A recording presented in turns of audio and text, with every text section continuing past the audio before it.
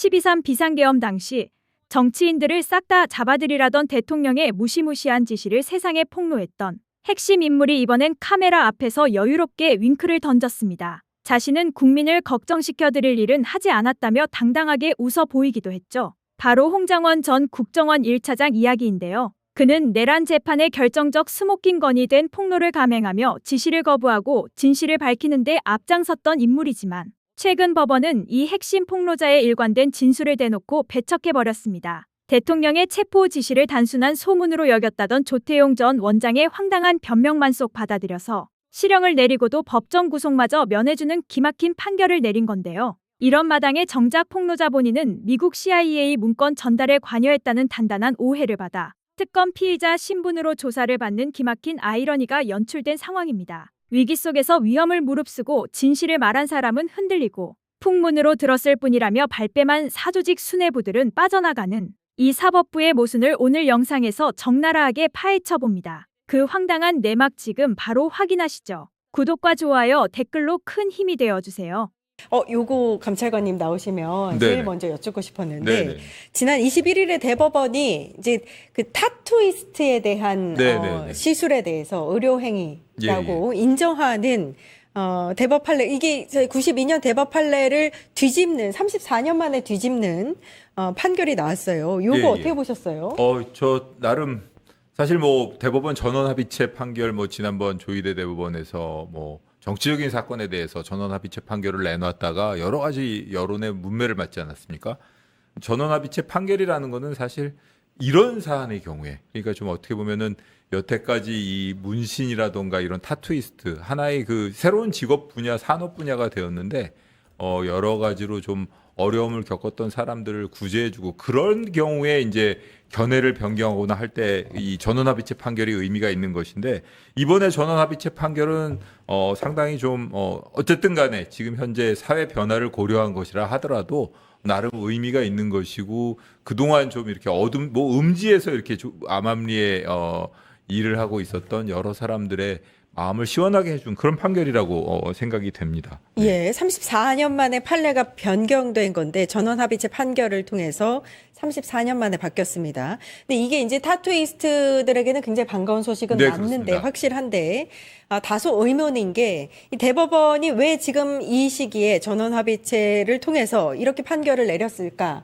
요 부분에 대해서 조금 다른 시각으로 보는 시각이 있다고. 여러 가지 가능한 게 있습니다. 예. 예를 들면 지금 현재 대법원이 처해 있는 입장이라던가, 본인들이 좀 여러 가지로 좀 위기 상황이라고 할 수 있다던가, 그런 상황에서 조금이라도 여론의 전환, 그 다음에 전원합의체 판결에 대해서 지난번에 있었던 그 비판적인 여론, 그런 것을 좀 불식시키기 위한 의도가 아니냐, 이렇게 해석하는 견해도 있는 것 같습니다. 어떤 면에서든 조희대 지금 대법원장이 퇴임을 얼마 남지 않고 있는 상황에서 이 단순히 사회 변화를 염두에 둔 전향적 판결이라는 것 이외에 어떤 식으로든 현안에 대해서 본인들이 열심히 이런 전원합의체 판결을 통해 가지고 긍정적인 이렇게 효과를 거두기에 노력하고 있다는 모습을 보여주기 위한 것 아니냐, 이렇게 정치적인 해석을 할 수 있는 여지도 있어 보입니다. 네네. 그러니까 조희대 대법원장 임기가 얼마 남지 않은 상황에서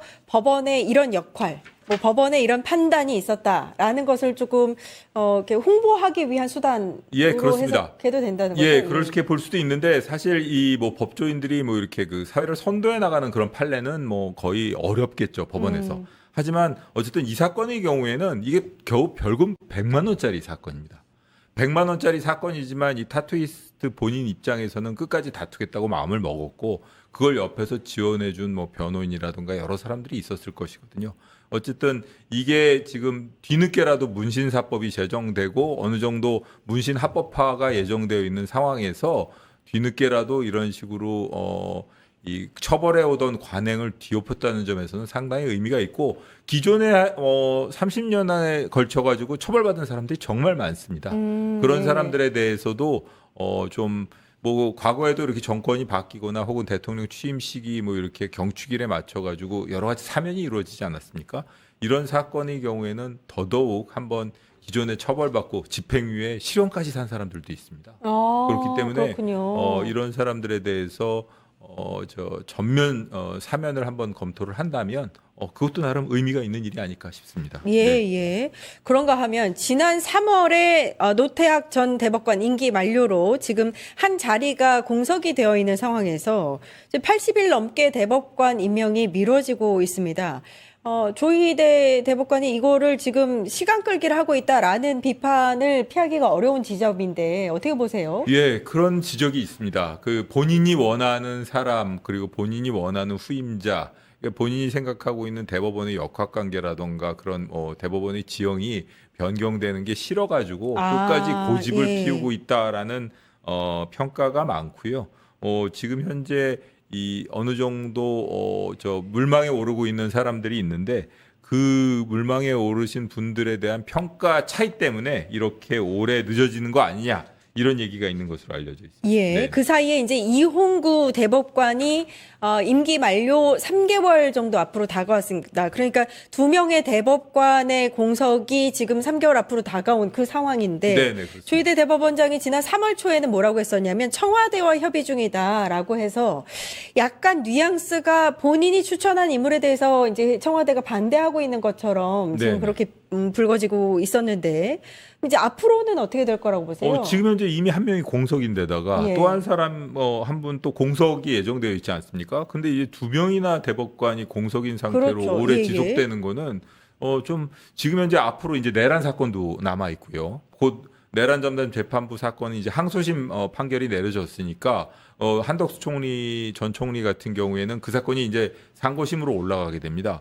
그런 상황에서 이렇게 그 임명을 주저하고 있는 것은 뭐 여러 가지로 볼 때 이 여권 입장에서는 상당히 좀 불편하게 비춰질 수밖에 없습니다. 뭔가 좀 본인이 항의하려는 의사, 뭐 이런 뭔가 좀 이렇게 좀 그 불협화음을 일으키려는 그런 태도 아닌가 예. 이렇게 비춰질 가능성이 충분히 있어 보입니다. 네네. 대법관 인사의 그 전반적인 절차가 어떻게 되나요? 지난 22일부터 이 대법관 후임 인선 절차 시작이 됐다 이렇게 나와 있는데 네네. 그 대법관 그 제청 후보 추천위원회에서 이 후임을 추천하면 그 다음에 대법원장이 제청을 해가지고 나중에 최종적으로는 대통령이 임명하도록 되어 있습니다. 아, 그렇군요. 그런 절차가 이제 그 청문회라든가 이런 게 진행된다 하더라도 그런 절차가 통상적으로 매끄럽게 이루어지고 헌법재판소 재판관의 경우에는 약간 좀 정치적인 사법기관이라 가지고 예. 그 지형이 바꿔지는 것 때문에 좀 사람들이 신경을 많이 쓰는데 대법원의 경우에는 이 법리적인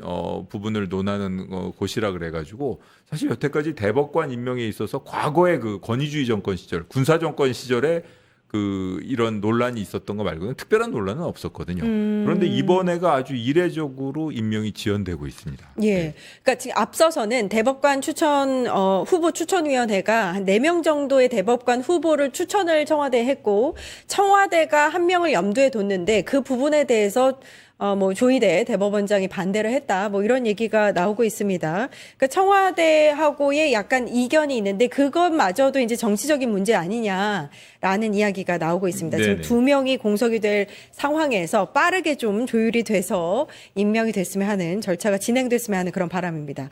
홍장원 전 국정원 제1차장 이야기를 안 할 수가 없습니다. 이번 주에 2차 종합특검에 소환을 받아서 네네. 조사를 받았는데 그러니까 사실 홍장원 전 차장 같은 경우는 윤석열이 직접 전화를 해서 누구누구 체포해라 계엄 네네. 당시에 요거를 정확하게 이제 짚어서 여러 가지로 계엄 국면에서 도움을 받았던 그런 네네. 인물 중에 하나인데 지금은 피의자 신분으로 소환이 됐고 어제 이제 조사를 받고 나오는 과정에서 뭐 윙크하면서 예, 예. 다 뭐 걱정시켜 드릴 일은 안 했다라고 이제 보여지는 것들 이걸 어떻게 해석해야 되는지. 예, 저도 참 어제 조사받고 나와서 홍장원 전 차장의 그 모습 뭐 말하는 내용 이런 거 들어봤는데 저로서도 지금 현재로서는 뭐 사실관계를 정확하게 알 수 없어서 뭐라고 말씀드리는 게 조심스러울 수도 있습니다. 다만 말씀드릴 수 있는 것은 일단 혐의는 내란 중요임무 종사고요. 예. 그리고 특검에서 지금 현재 좀 의심의 눈으로 바라보고 있는 것은 기본적으로 피의자로 입건이 됐다는 것은 검사가 혐의 유무를 판단해야 될 대상이라고 지정한 것이 됩니다. 그런데 이제 범죄 사실의 내용 자체는 이 국정원 제1차장이 대외 협력 업무를 담당하고 있기도 한데 계엄 이후에 CIA 측과 연락을 해서 계엄 정당화 메시지를 미국 측에 전달하려고 들었다. 이런 계엄 부분이 정당화 메시지. 예. 그 부분이 범죄 사실로 되어 있습니다. 예. 그러니까 조태용 전 국정원장의 지시에 따라서 홍 전 차장이 해외 담당 부서가 문건을 이제 영문으로 바꾸도록 했고, 그러니까 계엄의 정당성을 설명하는 문건을 영문으로 바꿨고, 그것을 이제 부서 하에 CIA의 책임자를 국정원으로 불러서 전달했다. 이런 네네. 혐의를 받고 있습니다. 근데 사실 내란 특검이 이 부분에 대해서 뭐 놓쳤다는 건가요? 그럼 지금까지 왜 불거지지 않았는지 이 문제가. 그 부분에 대해서는 이제 종합특검에서 설명하기로는 최근에 국정원을 압수수색하는 과정에서 CIA에 전달한 문건이 나왔고 그 문건의 전달 과정에 당연히 그 문건을 전달한 사람이 상급자가 국정원 제1차장이기 때문에 그리고 또 조태용이나 그런 관련자들이 이 홍장원 차장이 그와 관련돼 가지고 의사결정 과정에 관여했다는 식으로 진술을 했던 것으로 보입니다. 그렇기 때문에 홍장원 전 차장도 그 부분과 관련해 가지고 완전히 혐의에서 자유롭지 못하다고 보고 소환한 것으로 보입니다. 예. 또 하나 보충드려서 말씀드리자면 뭐 언론에도 보도가 됐습니다만 텔레그램 메시지에 계엄 선포 직후에 이 조태호 안보실장과 문자를 주고받으면서 탄핵 반대 당론이 국민의힘 내부 내에서 주류를 이루고 있다는 게 다행이고 대통령께서 담화를 한다니 그것도 천재이루의 기회다. 뭐 이런 식의 그 문자를 주고받은 것이 드러나서 사실 그런 문자를 주고받았다는 것만으로는 범죄가 될 수가 없고요. 중요한 것은 CIA 문건 전달, 계엄 정당화 문건을 전달하는 과정에 관여했느냐 안 했느냐의 문제인데 예. 여러 가지 정황상 홍장원 전 차장의 행적이 약간 좀 미심쩍은 부분이 있다라고 생각하고 수사에 착수한 것으로 보입니다. 예. 조금 전 설명하신 김태효 전 국가안보실 1차장에게 텔레그램을 보낸 그 정황은 특검의 조사 대상은 아니지만 그렇습니다. 그 정황 자체가 홍장원 차장이 이 계엄과 윤석열에 대해서 어떻게 생각하는지가 지금까지 알려진 분위기하고는 좀 이제 다른 모습이어서 네, 그렇습니다. 그래서 예, 그렇습니다. 그 계엄에 대해서 어떤 정치적인 입장을 가졌느냐 이런 그렇죠. 것 자체는 뭐라고 문제 삼을 수는 없지만 그것이 대외적으로 어떤 행위로 이어졌을 경우에는 그 부분은 분명히 책임을 져야 되는데 특검에서는 CIA의 그 계엄 정당화 영문 문건을 전달하는 과정에 개입했다면 그 부분은 계엄과 완전히 무관하고 계엄에서 자유로운 부분은 아니라고 봐가지고 입건한 것으로 보이는데 어떤 처분이 내려질지 어떤 혐의의 의무에 대해서 어떤 판단이 내려질지는 좀 더 지켜봐야 될 것 같습니다. 예. 다만 지금 전직 국정원 고위 관계자는 국정원에서는 원장이 차장을 거치지 않고 담당 국장에게 직접 업무를 지시할 수도 있다. 따라서 홍장원 전 차장이 이 업무에 개입하지 않았을 가능성이 지금 제기되고는 있습니다. 네. 요거는 일단은 조사가 마쳐지고 이제 재판이 진행되거나 하면서 네. 사실관계가 좀 명확하게 드러나야 할 것 같다라는 생각이 듭니다. 조태원 전 국정원장 관련한 1심 선고가 났는데 징역 1년 6개월 받았습니다. 생각보다는 굉장히 적은 형량이라서 또 놀랍기도 네. 했고 그중에서도 주요 정치인 잡으러 다닌다. 이 부분에 대해서 조태용 원장은 뭐라고 본인을 이제 변호했냐면 소문으로 여겼다. 그래서 사실이 아니라고 생각했다. 그래서 국회에 지체 없이 보고하지 않은 거다. 뭐 이렇게 얘기를 했는데 이걸 다 받아들여서 이 부분을 무죄로 판단을 했어요. 어떻게 보셨어요? 저는 전반적인 그 판결에 대한 그 재판에 대한 평가를 말씀드리자면 전체적으로 유죄가 난 부분이 거의 없습니다. 국회에서의 위증 부분 일부만 유죄를 인정했고 그러면서 징역 1년 6월을 선고했거든요. 그러면서 또 실형을 선고했습니다. 그러면서 법정 구속은 또 안 했어요. 실형을 선고한다 그러면 항소심의 부담을 피하기 위해서라도 1심에서 그냥 도주 및 증거인멸의 우려가 있다는 이유로 법정 구속하는 게 맞습니다. 그리고 이 조태용 전 국정원장의 경우에는 단 하나의 범죄 사실도 인정하는 부분이 없지 않습니까? 예. 그렇게 범죄 사실을 전면 부인하는 사람은 당연히 실형 선고를 받으면 더더욱 증거인멸을 꾀할 것임이 분명합니다. 그런데도 불구하고 실형을 선고하면서 그냥 내버려 두었다는 점, 그런 점이 좀 저로서는 납득이 안 가고 또 하나 그다음에 이 홍장원 차장과 관련된 부분, 그 부분에 대해서도 무죄를 썼지 않습니까? 네. 그 부분을 이제 설명을 드리자면 무죄 받은 부분이 국회에 보고를 해야 되느냐 안 해야 되느냐 국회에 대한 보고 의무가 있는데 그게 조태용 그 전 국정원장이 보고를 안 했기 때문에 직무유기라는 겁니다. 근데 이 국가정보원법에 보면 국가정보원장은 국가안전보장에 중대한 영향을 미치는 상황이 발생한 경우 보고를 해야 된다 이렇게 되어 있습니다. 아. 근데 홍장원 전 차장은 예전부터 이 정치인을 잡으러 다녀야 되고 방첩사에서도 계속 이 잡으러 다니는데 대통령께서 우리 보고 그걸 지원하라고 하셨다라고 조태용한테 보고를 했다고 하지 않았습니까? 예. 그런데 조태용 안보실장은 그게 아니라 내가 보고를 받은 것은 그냥 뭐 정치인도 잡으러 다닌다라고 하더라. 지금 뭐 돌아다니는 풍문에 의하면 정치인들도 전부 다 잡아가지고 넣으려고 했다더라. 이런 식의 그냥 풍문성 보고를 받았다고 본인이 계속 부인을 해왔습니다. 예, 예. 그런 풍문성 보고기 때문에 국가안전보장과 실제로 관련된 주제라고 생각을 사안이라고 생각하지 않았고 그래서 보고를 안 했기 때문에 본인이 의무를 소홀히 한 것이 아니다. 이렇게 변명을 했거든요. 그 변명을 그대로 받아들였습니다. 근데 그렇다면 이 부분은 그러면 배치됐는데 사실 계엄 선포 사실은 그렇게 알리지 않은 대신에 국민의힘에는 홍장원 전 차장이 국정원에 들어가는 모습 같은 뭐 CCTV를 국민의힘에 그냥 전달하고 그랬잖아요. 그렇습니다. 그런 부분에 대해서는 그러니까 사실 그것도 국정원 내부의 CCTV 화면 자료이고 예. 그걸 갖다가 그렇게 임의로 유출할 수 있는지에 대해서도 논란이 있었던 그것도 그런 특정 자료입니다. 정당에만. 예, 그런데 예. 그걸 갖다가 홍장원 전 차장이 이 폭로한 정치인 체포라던가 여러 가지 대통령의 메시지 이런 것을 갖다가 그 신빙성을 떨어뜨리기 위해서 그걸 국회에 제공했단 말이죠. 그렇죠. 예, 그런 행위에 비춰보면 사실은 이 1심 그 유경진 부장판사인데 지난번에 그 이상민 전 장관에 대해서도 징역 7년을 선고했는데 항소심에서 이게 너무 낮다고 해가지고 깨지기도 했었죠. 일부 사실 인정에 대해서 저로서는 약간 좀 동의하기 어려운 점이 있어 보입니다. 예, 예. 그러니까 사실은 국정원장이 아까 말씀하신 국정원법에 따라서 지금 상황이 굉장히 엄중해서 이 상황에 대해서 국회에 빠르게 보고를 했다면 좀 더 국회가 빠르게 대처를 할 수 있었겠죠. 그렇습니다. 그 의무를 다하지 않았는데도 불구하고 그 부분에 대해서 무죄가 난 것은 굉장히 좀 심각한 상황이다. 이거 항소심에서는 좀 뒤집힐 가능성이 있을까요? 예, 항소심에서는 뭐 법리적인 부분에 있어서 가지고 무죄를 쓰는 건 모르겠지만 이런 식으로 사실 인정을 이렇게 그 유경진 부장처럼 하는 것 그래가지고 홍장원 그분이 어떤 생각을 가지고 있었는지 모르겠지만 여러 차례 일관되게 대통령의 지시가 있었고 방첩사 사령관 여인영으로부터 전화가 왔었고 그래가지고 체포를 지원하라는 얘기를 했었던 것이라고 분명히 얘기를 했는데 이 홍장원과 여인영 이 어떻게 보면 본인의